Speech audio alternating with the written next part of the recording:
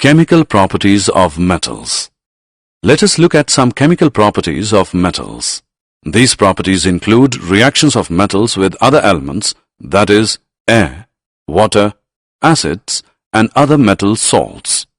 With air. When metals come in contact with air, they form metals oxides. There are some metals that show both basic and acidic properties. Such metals are called amphoteric oxides. With water. When metals come in contact with water, they form metal hydroxides and hydrogen. Metal make the water become a metal hydroxide solution. With acids.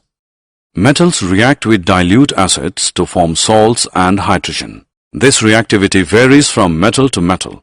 However, when metals react with nitric acid, hydrogen gas is not formed as this acid is a strong oxidizing agent. With solutions of other metal salts.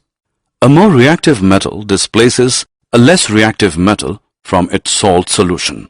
To put in simple words, if metal A displaces metal B from its solution, metal A is more reactive than B. However, not all metals are reactive. In this reaction, the copper contained in the copper sulfate is replaced by zinc.